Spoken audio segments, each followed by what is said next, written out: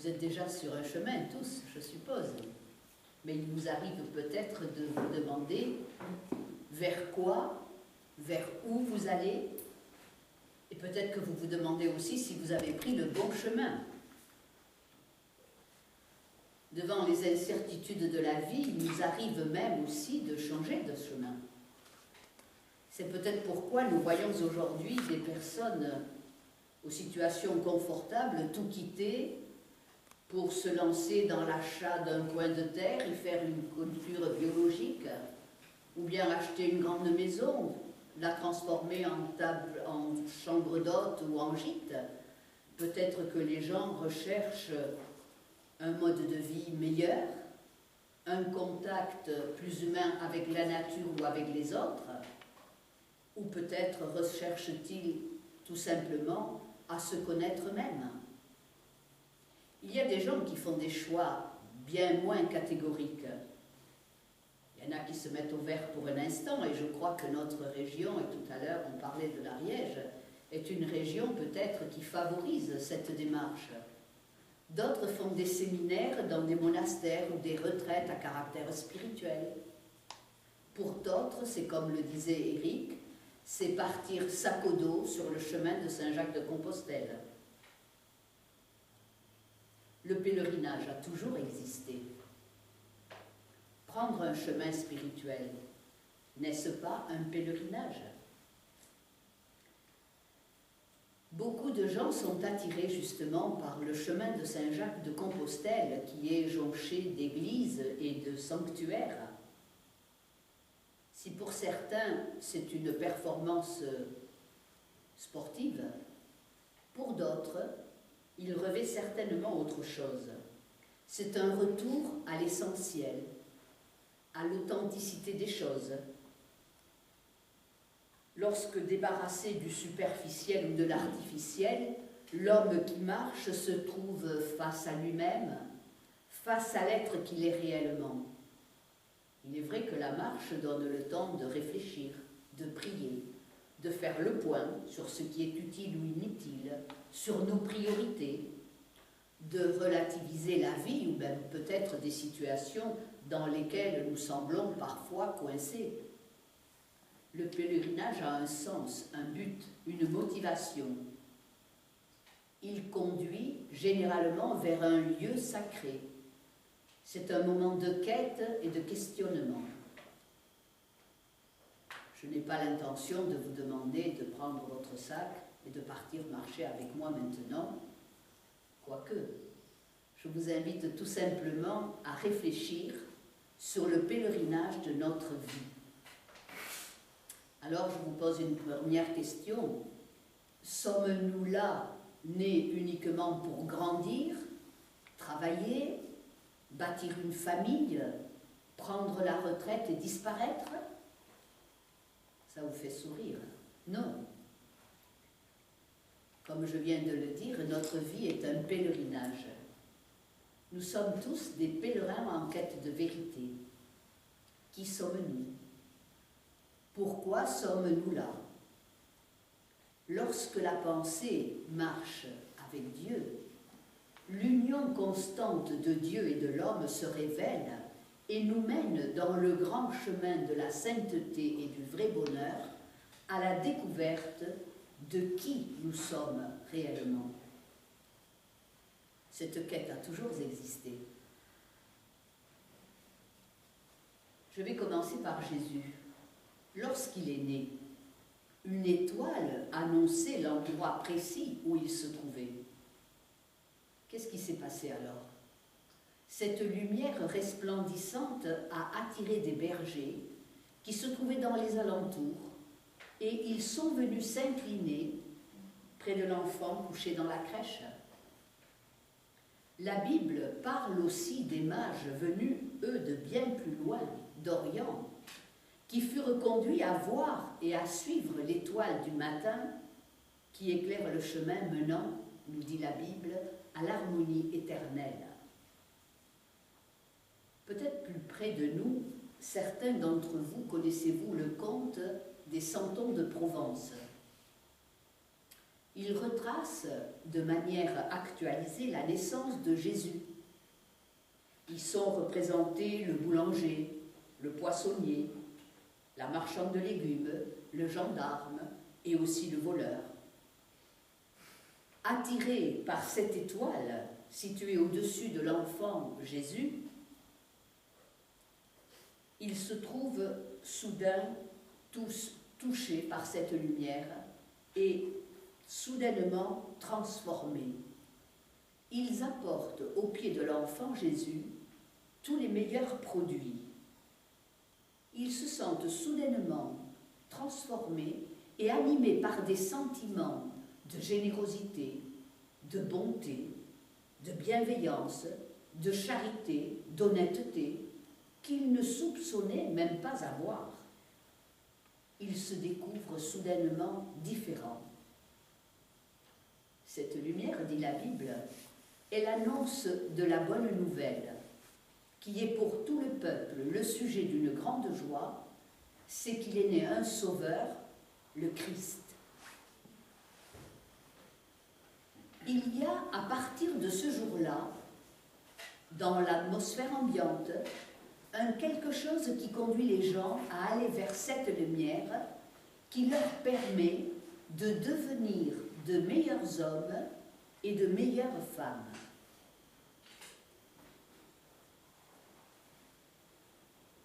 Cette révélation qui éclaira toute la terre et aussi les hommes au moment précis de la venue de Jésus et pour toujours, allait apporter un changement total dans les consciences. Car la naissance de Jésus était le fruit de la communion de Marie avec Dieu. Marie, comprenant que Dieu est le Père de tous les hommes, conçut l'enfant Jésus. Par cette origine, Jésus apporta au monde la révélation que l'homme n'est pas un mortel, mais qu'il est un être spirituel, d'essence et de nature divine. Et c'est cela qui touche tant de gens. C'est pour cette raison qu'aujourd'hui encore, nous avons à un moment ou l'autre de notre vie le désir irrésistible de vivre notre nature spirituelle.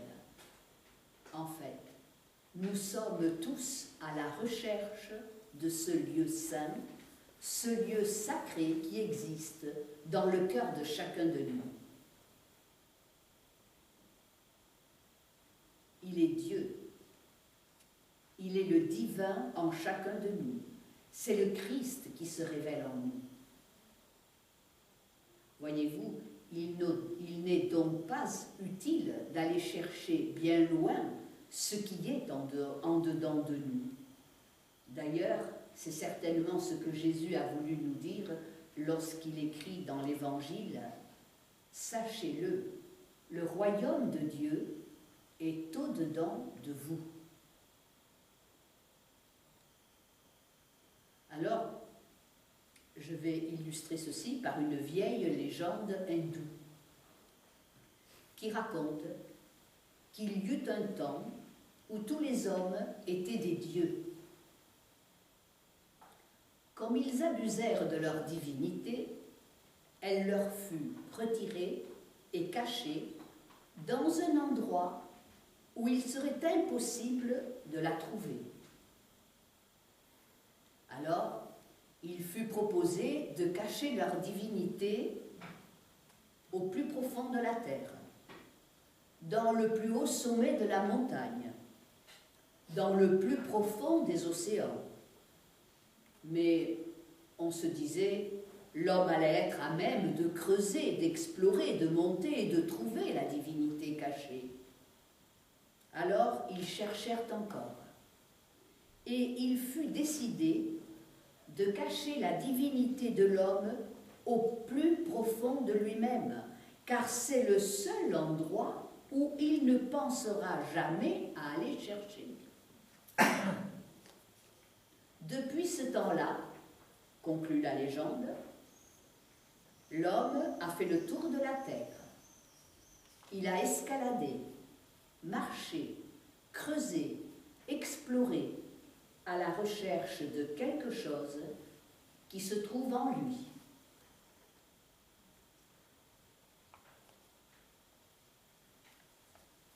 Donc vous savez maintenant où se trouve ce lieu sacré que nous recherchons. Jésus, qui est le maître chrétien et le maître de tous les chrétiens, nous dit « Je suis le chemin, la vérité et la vie. Nul ne vient au Père que par moi. » Il dit aussi « Je suis la lumière du monde. Celui qui me suit ne marchera pas dans les ténèbres, mais il aura la lumière de la vie. » Suivre Jésus, c'est ne plus être dans l'ignorance, c'est avoir la véritable connaissance de Dieu et de sa création.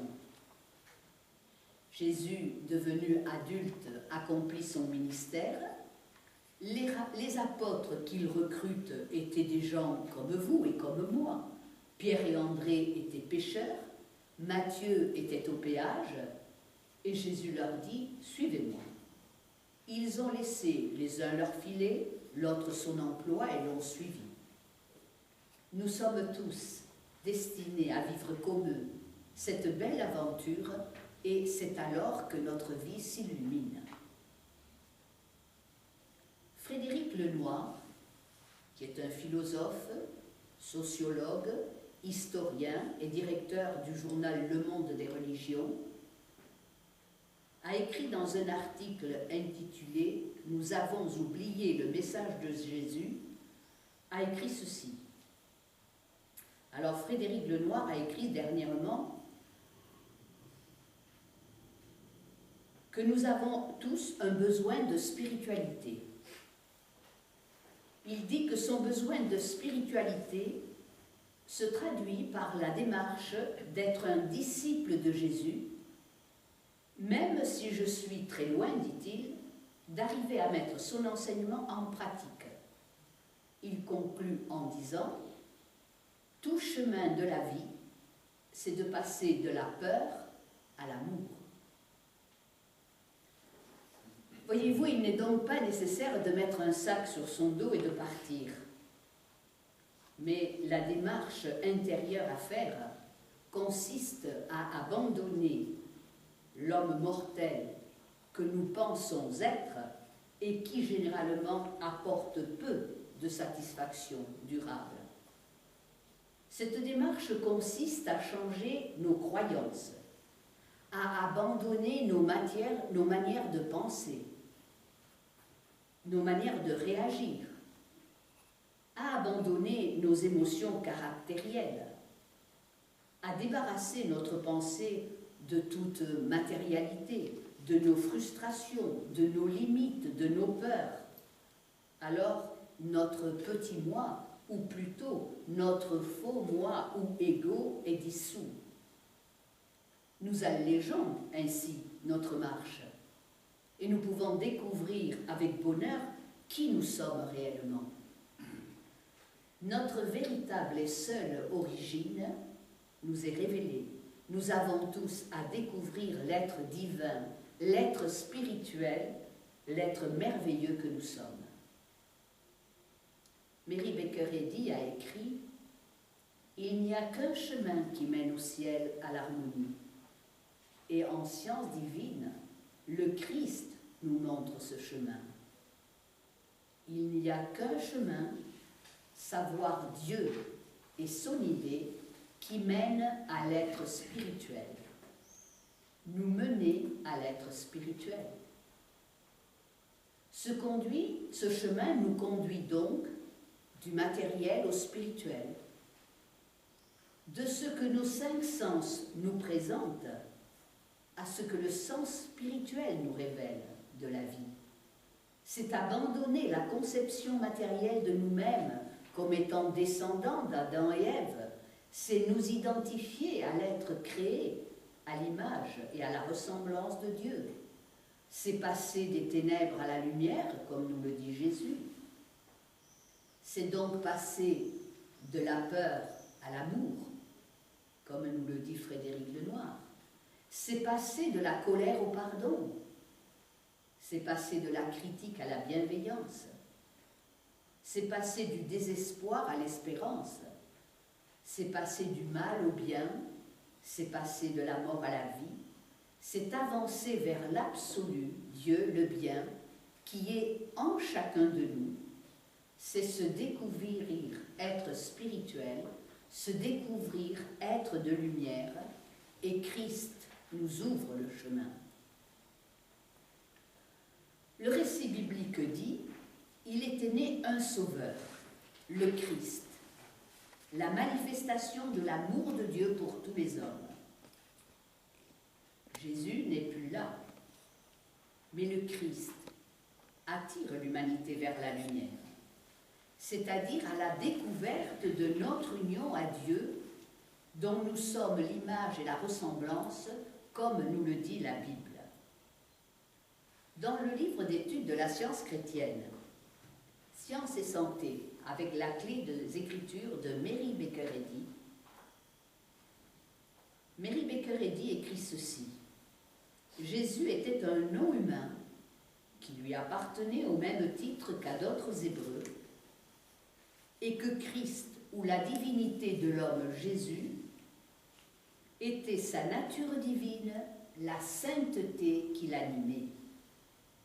Christ, ou la divinité de l'homme Jésus, était sa nature divine, la sainteté qui l'animait.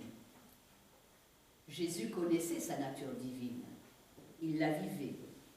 C'était le Christ qui lui donnait une totale domination sur toute forme de mal, détruisant ainsi le péché et la mort.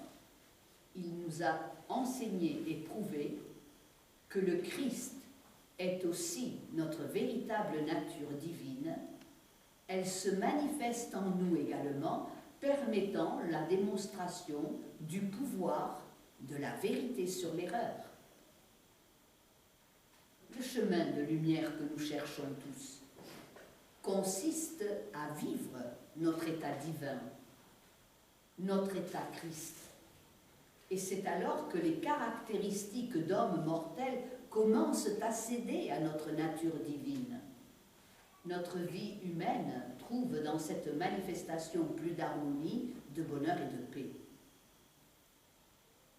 Même si vous pensez que votre naissance diffère de celle de Jésus, il n'en demeure pas moins vrai que notre origine à tous est spirituelle. Dieu est esprit, il est le créateur de l'homme et de l'univers, et à ce titre, ils sont spirituels. Lorsque nous nous considérons comme des êtres de chair, de matière, nous ne considérons pas l'homme dans sa véritable nature divine, dans sa véritable dimension. L'homme est d'essence divine. Christ est sa véritable et lumineuse identité. Lorsque cela nous est révélé, nous prenons alors ce chemin intérieur. Il ne nous rend pas dépendants d'une religion ni d'une personne. L'Esprit divin est notre directeur de conscience. L'Esprit divin nous éclaire, nous guide, il est la vérité qui nous libère. C'est un chemin de salut pour tout individu qui marche avec Dieu et qui alors met ses pas dans ceux de Jésus. Vous voulez toujours me suivre? Alors je vous ai déjà parlé de science et santé, et c'est ce chemin que Mary Baker Eddy, découvreuse et fondatrice de la science chrétienne, a parcouru. Enfant, elle a été bercée par la lecture de la Bible. Elle avait un amour très profond pour les êtres et elle ne pouvait accepter la théologie en laquelle croyait son père, c'est-à-dire en un jugement dernier, un châtiment pour tous les incroyants.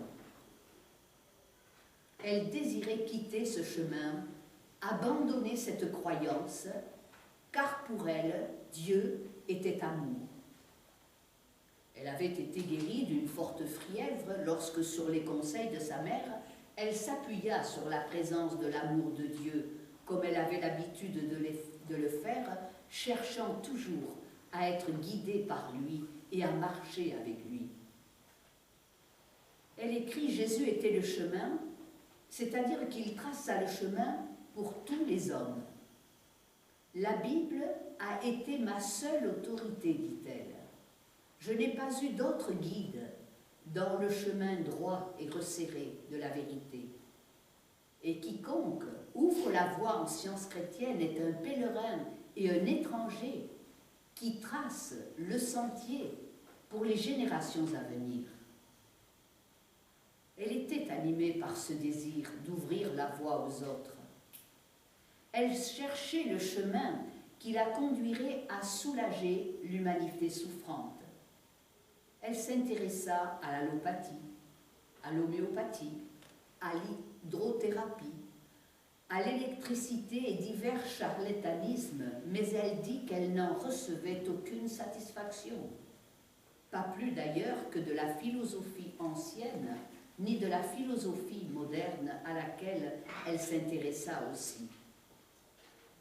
Elle chercha, nous dit-elle, à connaître mieux la source sans mélange et sans erreur, afin d'atteindre la science de l'entendement, le tout en tout de l'esprit, où la matière est désuète. Rien de moindre ne pouvait, dit-elle, résoudre le problème mental. En 1870, elle publia ses premiers écrits traitant de la guérison spirituelle et scientifique par l'entendement. Avant d'en écrire plus, elle savait qu'elle devait tout d'abord prouver ce qu'elle voulait enseigner. C'est ce qu'elle fit durant les 5 années qui suivirent. Et vous allez voir, c'est des cas généralement de gens traités sans succès par la médecine qui lui étaient présentés et qu'elle guérissait. Je n'en citerai que quelques-uns. Un petit garçon handicapé de naissance, guérison d'une entérite, d'une tumeur interne, guérison d'un infirme, guérison de rhumatisme, guérison d'une fracture du crâne, rétablissement d'un homme écrasé par un lourd chariot, guérison de la diphtérie, d'un bras paralysé et atrophié d'organes malades. Bien souvent, ces personnes touchées par la grâce et le pouvoir de l'Esprit divin devenaient en même temps de meilleurs hommes ou de meilleures femmes dans leur vie quotidienne. C'est en 1875 que fut donc publiée la première édition de son œuvre la plus importante, Science et santé avec la clé des Écritures. C'est un livre que vous trouverez sur la table, à ma droite et à votre gauche, dans cette salle. Elle avait un profond désir, comme je l'ai dit, d'aider l'humanité à sortir de la souffrance. Ce ne fut pas un chemin facile. Elle écrivait un poème qui dit « Montre-moi comment, berger, te suivre aujourd'hui. Comment récolter, semer, nourrir tes brebis. Je veux écouter ta voix pour ne pas errer, joyeux gravir avec toi le rugueux sentier. » Son sentier fut rugueux, mais poussée par un amour profond pour Dieu et pour l'humanité, elle continua à chercher en Dieu la réponse à la guérison de tous les maux. Le succès des guérisons qu'elle effectua, comme je le citais il y a 2 secondes, fit que sa méthode de guérison spirituelle se répandit très rapidement dans le monde entier, rassemblant dans des églises qui spontanément s'organisèrent des gens guéris, sauvés et régénérés. Nombreux furent ceux qui, dorénavant, étudièrent la Bible à la lumière de Science et santé qui est la clé des Écritures. Et beaucoup s'engagèrent alors dans la pratique publique de la science chrétienne. Ces idées ouvraient un nouveau chemin tant d'un point de vue théologique que dans la guérison. Et l'on trouve en France, à Paris, l'organisation d'une première église avant les années 1900, dans les années 1900, et même avant. À Toulouse, vous avez une organisation de la sorte qui se trouve au 53 rue des Fontaines. La science chrétienne, dont la source est la Bible, reprend tout simplement ce que Jésus nous a enseigné. Dieu est amour. De ce fait, Dieu, notre Père, aime tous ses enfants qu'il a créés et qu'il maintient parfaits.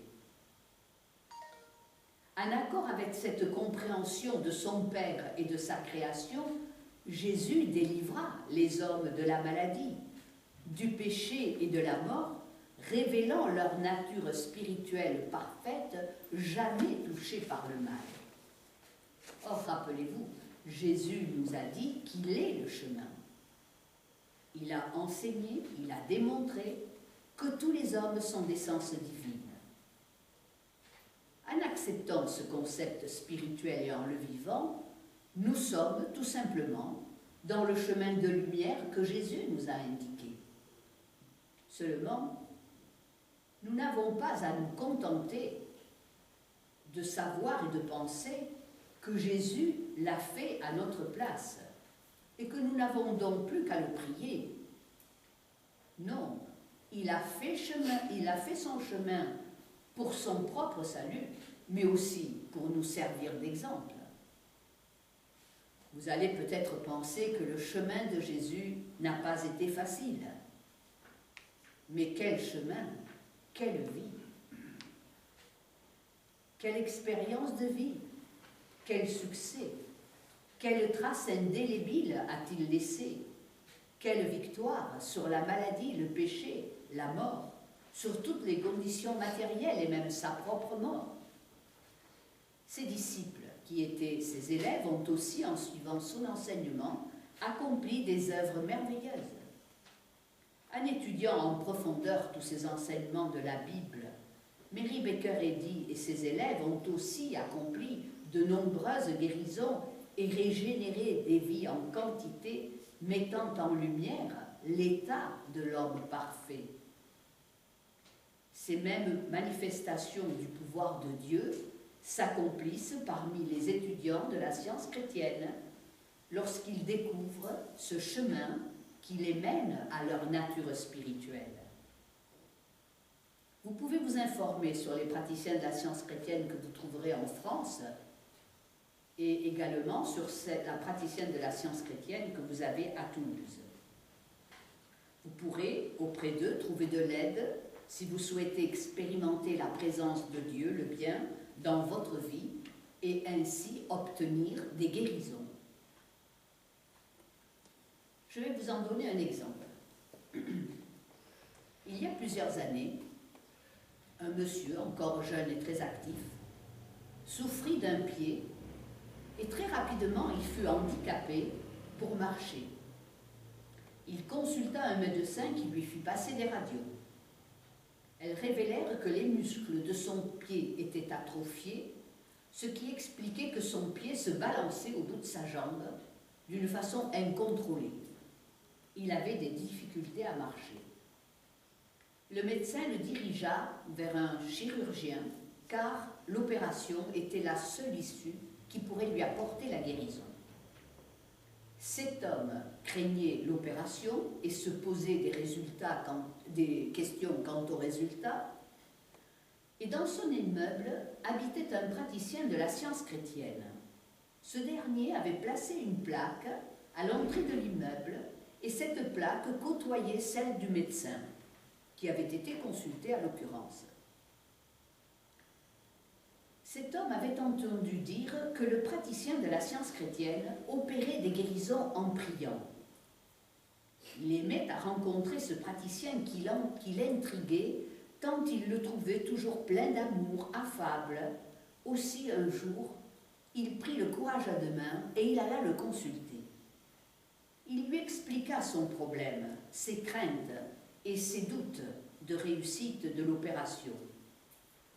Et il lui demanda « Ne pourriez-vous pas faire quelque chose pour moi ?»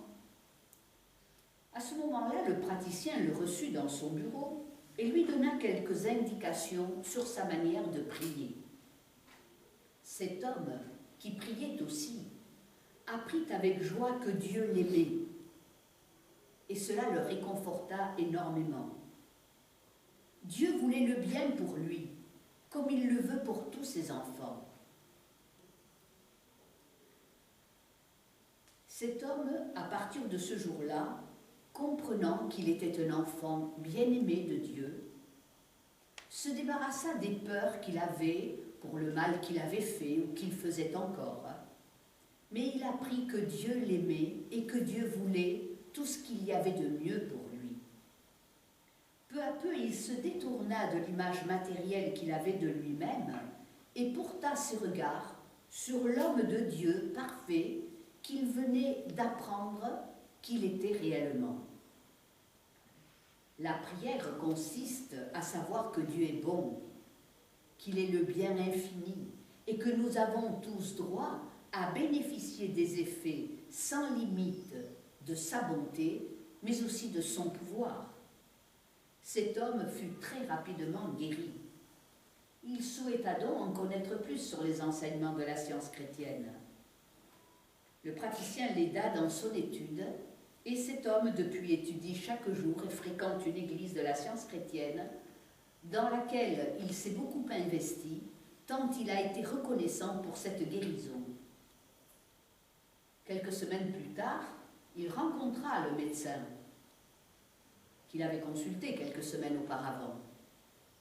Il le regarda marcher, et ce monsieur se mit à marcher gaillardement et vaillamment devant lui, ce à quoi le médecin lui dit « Mais alors, vous avez été vous faire opérer ?»« Pas du tout, dit-il, mais je suis guéri. » Le médecin ne pouvait pas croire qu'il n'eût pas subi une opération et lui demanda à voir sa cheville. Il n'y vit aucune cicatrice.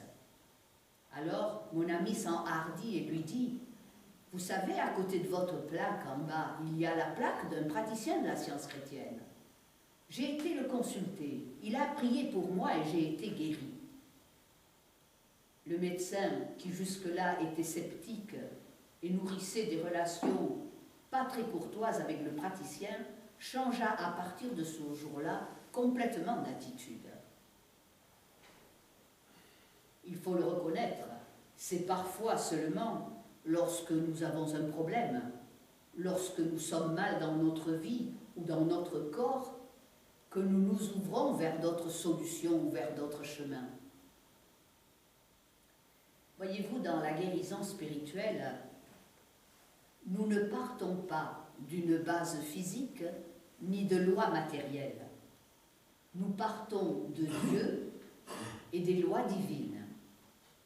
Selon ces lois, l'homme créé à l'image et à la ressemblance de Dieu, l'Esprit, est un être spirituel, un être divin, non pas matériel.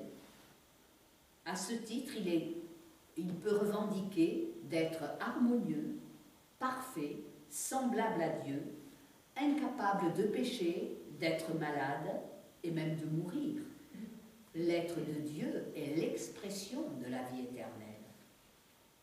Ces lois de Dieu, elles sont toujours à l'œuvre. Elles nous poussent à affirmer mentalement notre immunité naturelle contre les idées opposées basées sur la matière et qui sans cesse frappent à la porte de notre pensée. Or, ce que nous vivons est entièrement lié à ce que nous acceptons dans notre pensée. Prier, étudier les Écritures de façon régulière contribue à établir un solide fondement et nous permet d'éliminer mentalement toutes les pressions et les fausses suggestions émanant de la pensée qui voit tout sous une perspective uniquement matérielle. Les pensées bonnes, pures, parfaites, sont transmises par Dieu, l'intelligence suprême, l'entendement. Tout homme, même s'il l'ignore, est animé par cet entendement spirituel et peut être attiré à écouter et à suivre les intuitions divines. Nous devons seulement l'apprendre. Ces intuitions divines effacent la peur, le mal, et elles donnent à l'homme des pensées de santé, de paix, d'amour. Ces pensées spirituelles ou concepts divins révèlent l'harmonie présente, naturelle et normale de tout homme, qui, je le répète, est l'enfant spirituel et bien-aimé de Dieu. Voyez-vous, Jésus a expliqué cela à Nicodème. Nous trouvons dans la Bible ce récit. Nicodème était une des personnalités dirigeantes de la nation juive. Une nuit, intrigué, il vint trouver Jésus et il l'interrogea sur le pouvoir qu'il avait à accomplir de telles guérisons. Nicodème dit à Jésus, « Tu ne peux faire de tels miracles que parce que Dieu est avec toi. » Jésus lui répondit que c'était exact, mais que cela exigeait de passer par une nouvelle naissance. Nicodème ne comprend pas ce que cela veut dire et demande à Jésus, « Comment un homme déjà vieux pourrait-il naître? Pourrait-il naître une seconde fois? Il ne peut tout de même pas retourner dans le sein de sa mère et naître. » Jésus lui explique alors plus clairement qu'il faut naître, qu'il faut renaître en esprit. Nous savons tous que la naissance naturelle ne transmet qu'une soi-disant vie humaine et mortelle. Seule une naissance spirituelle peut transmettre la vie de l'esprit et révéler le divin, le royaume de Dieu en nous. Jésus va expliquer à Nicodème que Dieu l'a envoyé dans le monde, non pas pour condamner le monde, mais pour sauver le monde, en leur indiquant comment naître à nouveau en esprit. Cette nouvelle naissance est le chemin que nous cherchons et que nous avons tous à faire si nous voulons trouver le véritable but ici sur terre. Ce chemin s'éclaire chaque jour lorsque nous apprenons mieux que Dieu est amour, qu'il est le bien infini, qu'il est tout, qu'il est l'intelligence suprême et un principe qui gouverne tout.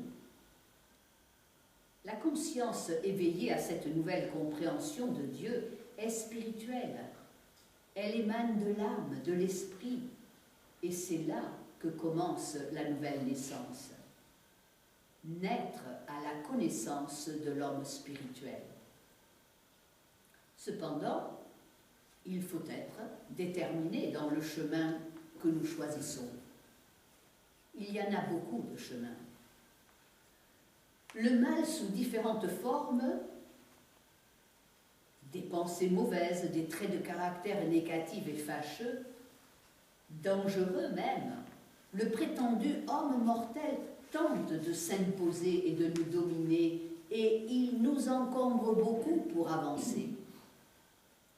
Se délester pour alléger notre marche, c'est tout simplement nous identifier à notre origine spirituelle et parfaite, puisque Dieu nous a créés à son image et à sa ressemblance. Vous savez ce que font les capitaines de navires. Parfois, dans les moments de grande tempête, ils allègent le navire de grosses marchandises. Alors, n'attendons pas les grandes tempêtes de la vie pour nous délester de ce faux moi mortel et matériel qui nous encombre et qui n'est pas l'être spirituel que Jésus est venu révéler que nous sommes. Quand nous faisons cela, le Christ en nous, le sens spirituel et divin, nous rappelle la puissance de l'Esprit divin et de l'homme dont la véritable origine et existence est spirituelle. Grâce à cette nouvelle compréhension, nouvelle naissance, nous pouvons en partie prendre conscience nous-mêmes que nous ne sommes pas des êtres de matière et nous pouvons gagner un concept plus juste de nous-mêmes. Nous abandonnons alors les fardeaux encombrants, le faux sens matériel, mortel et pécheur, les fausses tentations. Nous devenons de plus en plus et de mieux en mieux conscients de notre nature qui est impeccable et bonne. Nous prenons conscience en quelque sorte du royaume de Dieu au-dedans de nous. Choisissant notre voie en Dieu, le chemin y est éclairé. Nous y sommes bénis et nous y sommes transformés. Nous découvrons que nous sommes des êtres divins, destinés à marcher dans la lumière, des êtres parfaits, destinés à manifester la nature Christ, des enfants spirituels et bien-aimés de Dieu. Et plus nous avançons sur ce chemin spirituel, plus nous sommes libres et y rencontrons la paix, la santé, l'amour et la félicité. C'est ce que j'ai fait il y a plus de 40 ans maintenant. J'ai moi-même pris ce chemin, après m'être livrée à la recherche d'un bien-être que je ne trouvais pas et auquel pourtant j'aspirais. J'ai toujours prié.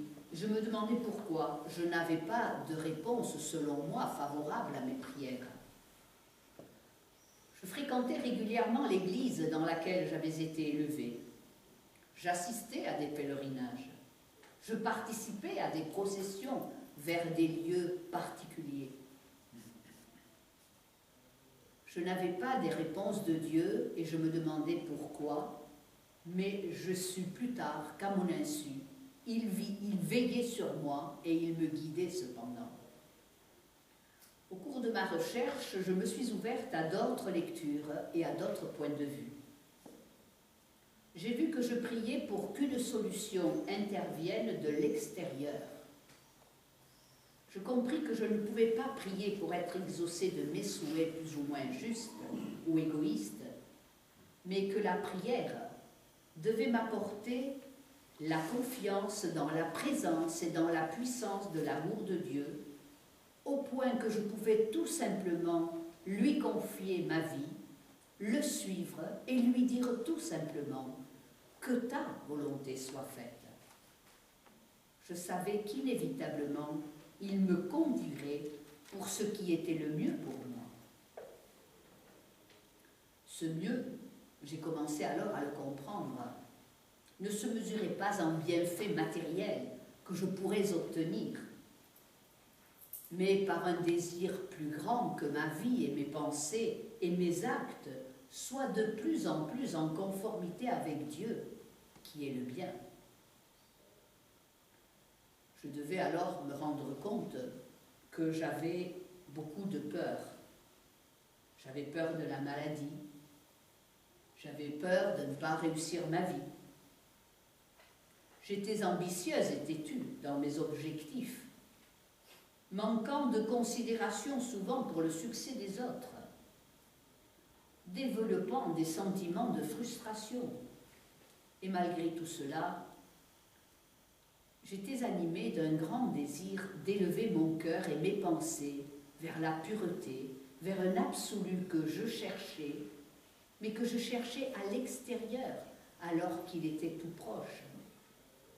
La Bible me fut offerte. On me conseilla de lire le Sermon sur la montagne.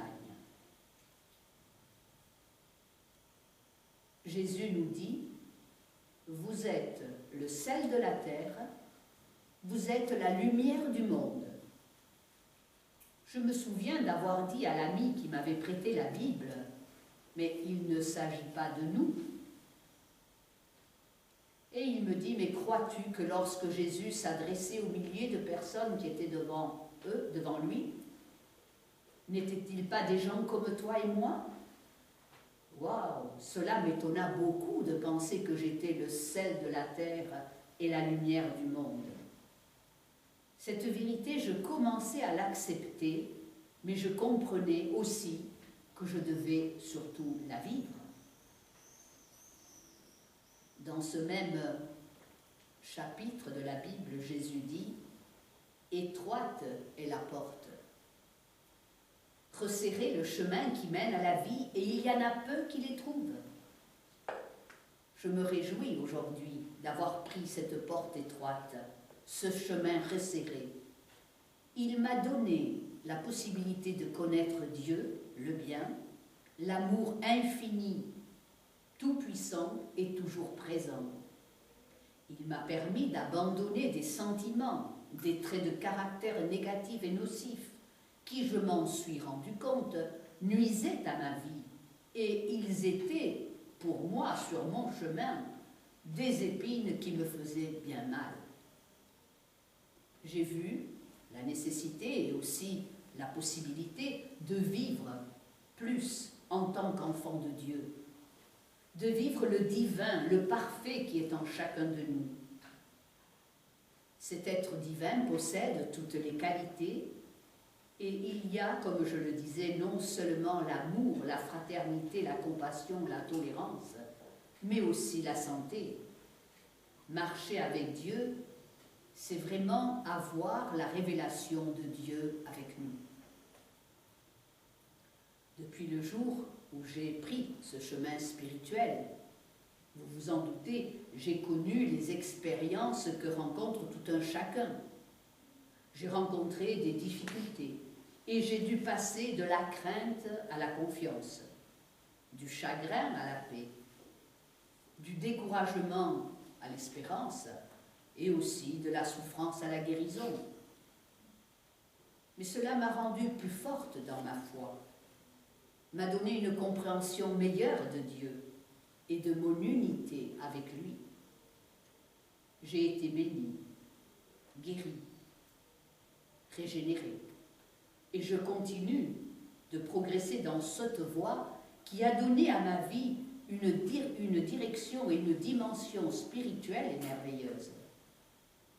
Cela m'a valu de passer toutes ces années sans connaître de gros problèmes de santé et en tout cas, tous les symptômes, toutes les douleurs qui se sont manifestées et non diagnostiquées par un corps médical ont été anéantis en m'appuyant seulement et uniquement sur la prière. Je mesure quel privilège est le mien, car si j'ai rencontré d'autres défis sur le chemin de la vie, la compréhension de Dieu m'a donné la foi, le courage nécessaire pour continuer et permettre que ces expériences parfois très douloureuses moralement, affectivement, m'amènent à raboter davantage les aspérités d'un caractère mortel trop présent. Mais, comme l'a dit saint Augustin,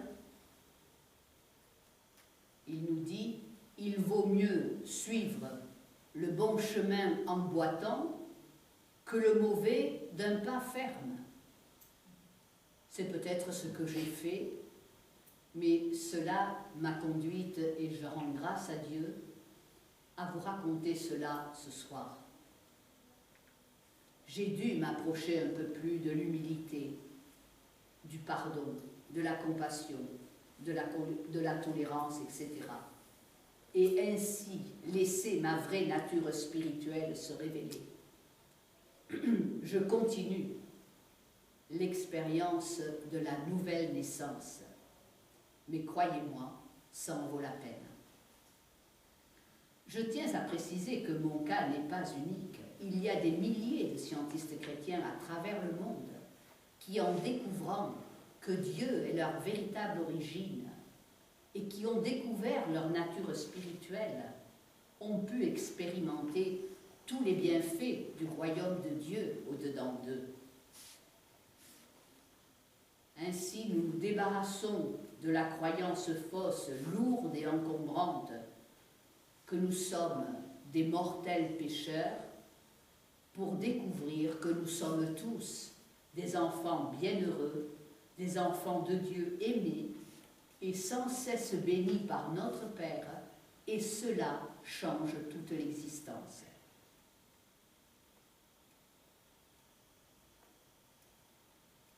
Voyez-vous, il n'y a pas de formule magique pour réussir sa vie ou pour trouver le chemin, quel que soit notre âge, notre niveau social, notre situation familiale ou affective. Emprunter le chemin spirituel, c'est désirer marcher sur le chemin de la vérité, ou peut-être encore mieux, c'est laisser la vérité briller en nous. N'oublions pas ce que Jésus nous dit, et il s'adresse à nous tous. Vous êtes le sel de la terre. Vous êtes la lumière du monde. Rappelez-vous ce que je vous disais au début de la conférence. Sommes-nous venus ici uniquement pour grandir, travailler, bâtir une famille, amasser des biens et disparaître?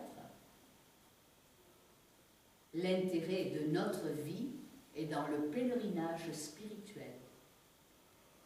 Le chemin spirituel est un chemin évolutif et il continue. Chaque nouveau pas sur ce chemin spirituel, chaque nouvelle côte, après chaque nouveau virage, nous percevons un peu mieux et un peu plus que nous sommes sans cesse un avec Dieu, le bien infini, l'amour parfait. Rappelez-vous, les bergers, les mages d'Orient furent attirés irrésistiblement par cette puissance manifestée par le message que Jésus est venu apporter à l'humanité entière. Rappelez-vous aussi, tous les personnages dans le conte de la pastorale des 100 ans de Provence sont guéris, transformés, purifiés par cette influence de l'esprit qui se manifeste puissamment en eux et malgré eux. Ils se sont mis en marche pour aller à la rencontre de cette lumière, Christ, qui les transformait. Cette même puissance de l'Esprit divin agit aujourd'hui en nous. Elle nous demande de nous débarrasser de tout ce qui est encombrant et qui est faux. Allégés, nous allons de l'avant. La puissance de l'Esprit divin se révèle à tous. C'est le Christ, la force du divin qui opère en chacun de nous. C'est une connexion intuitive qui nous guide sur le chemin de lumière, le chemin spirituel, le seul chemin véritable de la vie que notre Sauveur, Jésus, nous a ouvert et indiqué. Nous y découvrons que nous sommes des êtres créés par Dieu, des êtres célestes, spirituels, merveilleux et parfaits comme lui, et ainsi, nous vivons le royaume de Dieu, la divinité qui est en chacun de nous.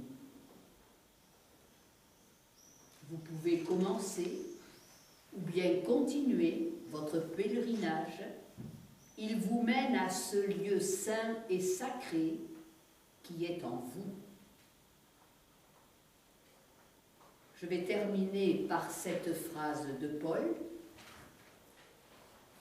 dont la mission était, nous dit-il, d'enlever le voile et de révéler Christ en vous, l'espérance de la gloire. Je vous laisse partir avec cette idée de Paul, d'enlever le voile et de révéler Christ en vous, l'espérance de la gloire. Merci.